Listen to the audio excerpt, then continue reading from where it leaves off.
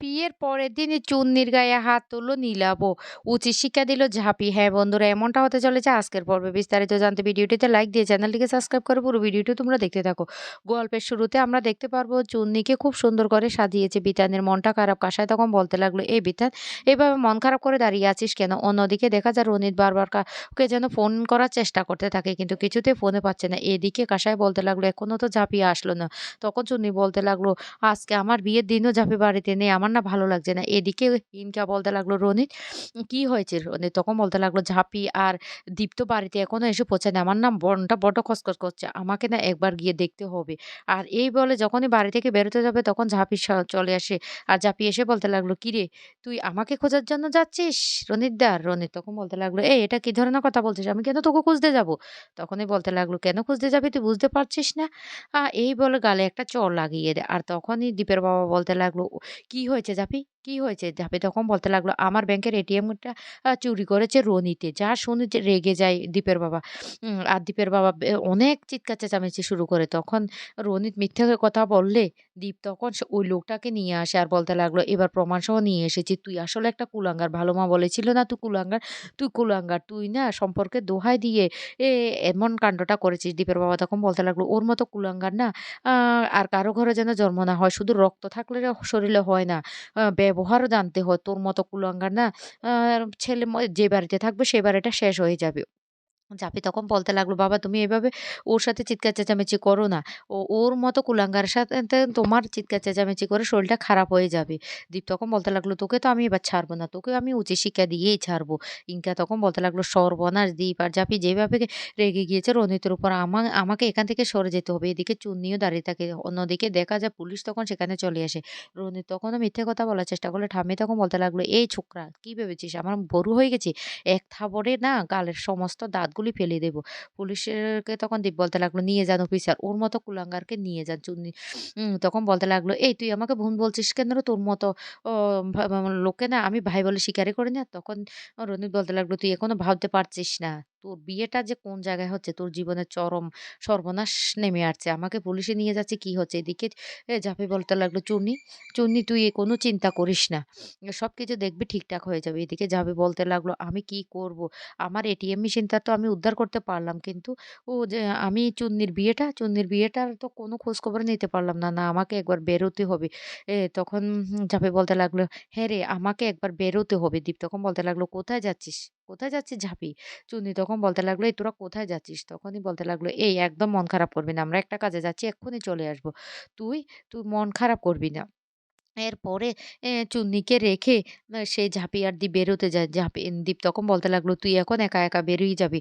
আমার না ভালো লাগছে না। আমি তোকে একা কিছুতে ছাড়বো না। আমি তোর সাথে যাবো।" অন্যদিকে দেখা যায় বিতান মনে, মনে বলতে লাগলো, "এই শুভমটা কেন যে এই গন্ডগোলটা পাকাতে গেল আমি সেটাই বুঝতে পারছি না।" এদিকে চুন্নির মা চুন্নিকে আদর করে বলতে লাগলো, "সবার একটা স্বপ্ন থাকে তার মেয়ের বিয়ে হবে আজকে। আমার মেয়ের বিয়ে হচ্ছে, তাও আবার এতটা ভালো করে। আমার না কি যে আনন্দ হচ্ছে আমি বলে বুঝাতে পারছি না।" অন্যদিকে ঝাঁপি তখন বলতে লাগলো, "ও একদম কাকিমা চিন্তা করবে না, দেখবে সবকিছু ঠিকঠাক হয়ে যাবে।" এরপরে ঝাঁপি আর দীপ দুজনে মিলে বেরিয়ে পড়ে।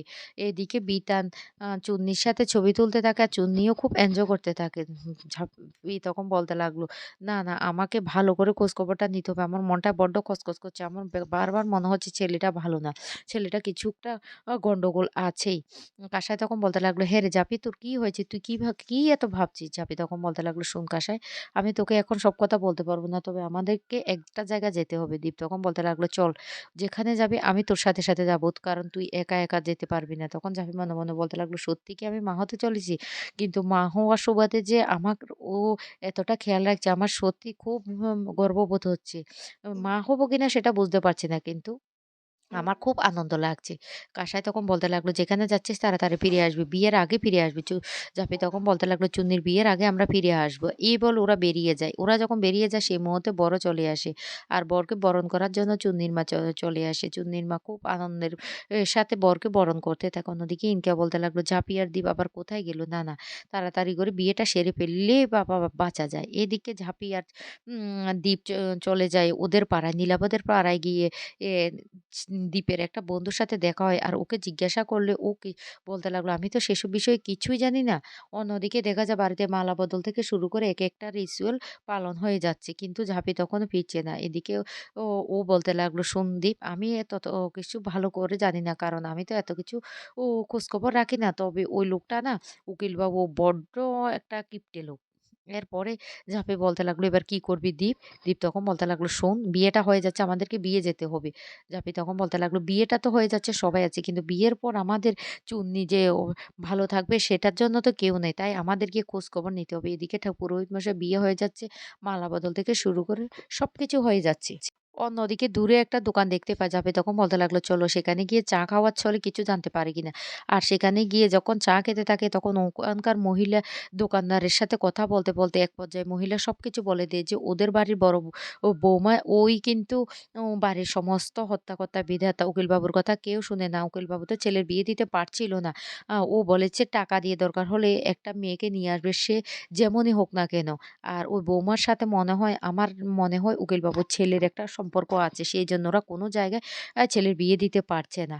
এই কথাগুলি শুনে তো দীপ অবাক হয়ে যায়। দীপ তখন বলতে লাগলো, "আপনি কি বলছেন?" তখন বলতে লাগলো, "হ্যাঁ বাবু, পাড়াতে তো এসব কানাঘুষো চলছে। ওরা তো কারো সাথে মেলামেশা করে না। ওদের বাড়ির ব্যাপার তো তারপরে তো খবর বেরিয়ে যায়। আর আমরা যেটুকু জানিস ততটুকু তোমাদেরকে বলেছি।" জাভেদ তখন বলতে লাগলো, "দেখতে পেয়েছিস?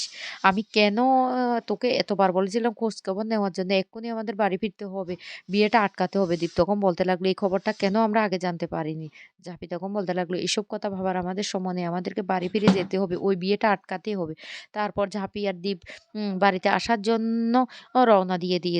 অন্যদিকে ৭ পাক ঘোরার পরে বলতে লাগলো, "এবার সিঁদুরদান হবে।" এদিকে বাড়ির সবাই তো খুব খুশি। সবাই হৈ হুল্লোড় করে বিয়েটা আ সারার প্ল্যান করে। এদিকে ঝাঁপি আর দীপ বাড়িতে আসার জন্য তোড়জোড় শুরু করে। বারবার ফোন করতে থাকে কাঁসাই।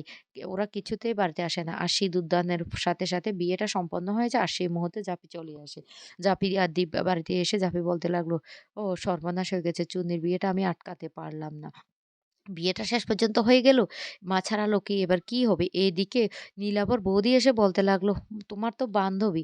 তাহলে বান্ধবীর বিয়েতে কেন তুমি থাকতে পারলে না?" জাপি তখন বলতে লাগলো, "আমার বান্ধবীর বিয়েতে আমি থাকি আর না থাকি, আমার মনটা না সবসময় ওর পাশে আছে। আর ওকে বিয়ে করে আপনারা যেহেতু নিয়ে যাচ্ছেন, ও যেন ঠিকভাবেই থাকে।" অন্যদিকে দেখা যায় যখন চুন্নিকে নিয়ে নীলাবও চলে যাবে তখন মনটা খারাপ হয়ে যায়। চুন্নি তখন বলতে লাগলো, "দাদাভাই তোর কি হয়েছে? তোর মনটা কেন এতটা খারাপ?" তখনই এই কথা বলার পরে দীপ বলতে লাগলো, "না, তুই চলে যাবি আমাদের বাড়ি থেকে, সেইজন্যই আমাদের মনটা খারাপ।" এরপরে চুন্নিকে বিদায় দিয়ে দেয়। কিন্তু জাপির মনটা বড্ড খসখস করে। জাপি তখন বলতে লাগলো, "এই বিয়েতে কি সত্যি চুন্নি সুখী হবে? আমার কেমন একটা মনে হচ্ছে। না, আমাকে কিছু একটা করতে হবে।" এদিকে রনিতের সাথে দেখা করতে ইনকা চলে যায় আর বলতে লাগলো, "যাই কিছু হয়ে যাক না কেন, বিয়েটা কিন্তু হয়ে গেছে। হ্যাঁ, এটিএম এ টাকাটা পেয়ে গেছি কিন্তু বিয়েটা তো হয়ে গেছে।" রনি তখন বলতে লাগলো, "এবার দেখ, বিয়েটা হয়ে গেছে, এবার ধামাকাটাও শুরু হয়ে যাবে। কিছুতেই চুন্নি ওই পরিবারের শান্তিতে পাবে না। ওই পরিবারের সমস্ত কুকীর্তি তো ওরা জানে না।" আর বিয়ের পরের দিনই সারারাত ঘরে আসেনি নীলাভ। আর তখন সেটা জিজ্ঞাসা করলে চুন্নি বলতে লাগলো, "আমার বৌদির মাথা ব্যথা, আমি সেখানে ছিলাম।" তখনই চুন্নি রেগে গেলে আর সেই মুহূর্তে গায়ে হাত তুলে সেই নীলাভ। নীলাভ বলতে লাগলো, "আমার বৌদি সম্পর্কে যদি আরেকটা বাজে কথা বলো তাহলে কিন্তু তোমাকে এ বাড়ি থেকে ঘাড় ধাক্কা দিয়ে বের করে দেবো।" আর এই কথাটা চুন্নি বাড়ির সবাইকে জানিয়ে দিলে জাহাভাই তখন ওই বাড়িতে গিয়ে উচিত শিক্ষা দিয়ে দেয় নীলাভ আর তার বৌদিকে।